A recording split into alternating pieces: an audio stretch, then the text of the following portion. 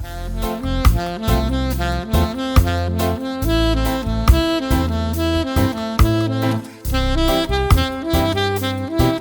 sax friend, Cajun here, the Sax Habit Coach. Now, today we're going to learn to play our reggae trads. But just before we get into the tutorial, I want to answer our question of the day. And the question of the day says, been playing for a few years now, must be honest, haven't practiced it much, but trying to tongue is extremely frustrating. I continue to get a really spitty sound.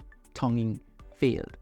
What advice do you have for me? All right, so first of all, if you're trying to tongue and you're getting a very spitty sound, it means that your embouchure is weak. And you did say that you haven't practiced it much. So one of the culprits of a spitty saxophone is a weak embouchure and inconsistent practice. You can use the link in the description below to find out more of how you can develop a consistent, deliberate practice routine. So in today's video, we're focusing on learning our trads or reggae trads. So the trads we're going to learn in the style of reggae. Now, it doesn't matter what genre of music you learn to play your trads in, whether that's classical music, that's jazz, that's pop, that's rock, that's reggae.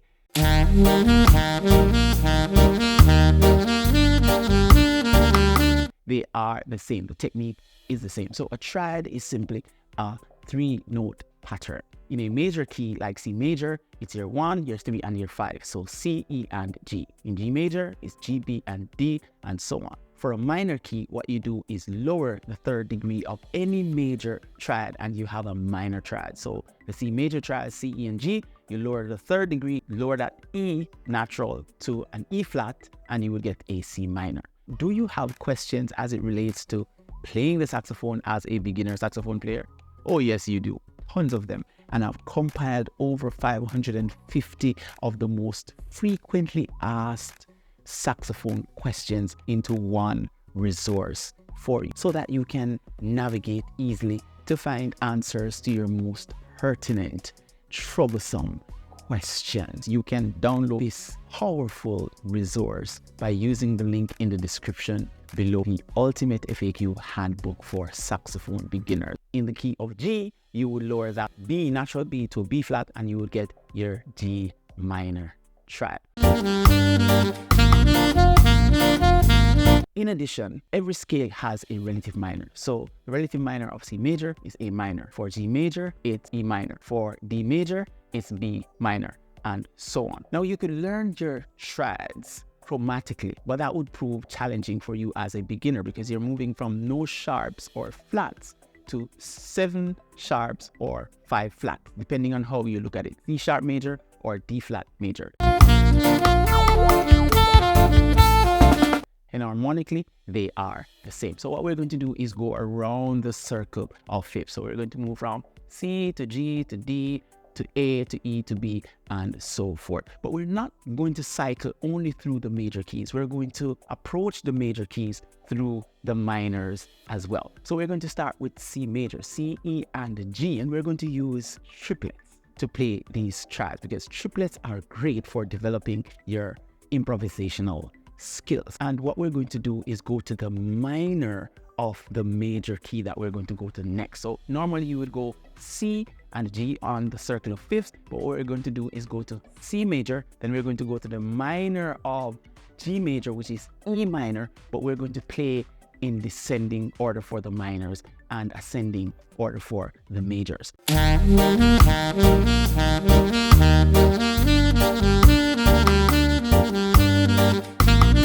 Now, one thing to note, which is quite interesting, is that when you play C major and then you go to E minor, you are taking over 2 of the notes from the previous key. In the C major trad, we have C, E, and G. In the E minor trad, we have E, G, and B. So we're carrying over that E and that G from the C major trad. When you go to G major, you're carrying over 2 notes from E minor, which is that G and that B. And as you continue around the circle of fifths, it's going to be the same for every single new key that you find yourself in, which makes it way easier for you to get a grasp of these trads. And these trads will help with your dexterity, help with your speed, they will help with your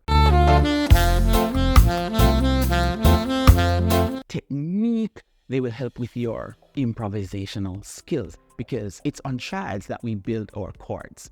Major chords, minor chords, major seventh chords, minor seventh chords, dominant chords, etc. So getting a grasp of your triads, especially going around the circle of fifths, is a very powerful way for you to solidify your technique. And if you notice, it's very beautiful going from the major to the minor rather than just playing the majors or playing just the minors. When you're switching C major, then E minor, then G major, then B minor,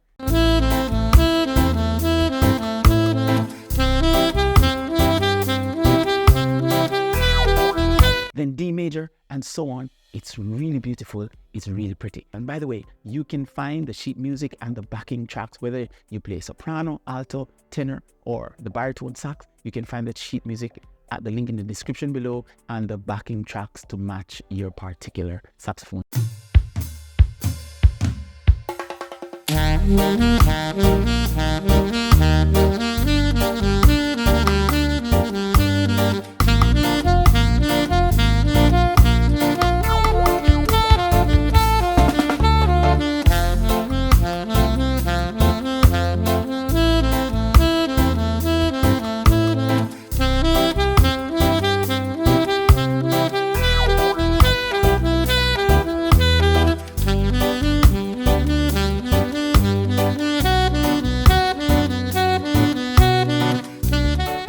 Alright, that's a friend. Use the link in the description below to download the backing track and the sheet music for your saxophone.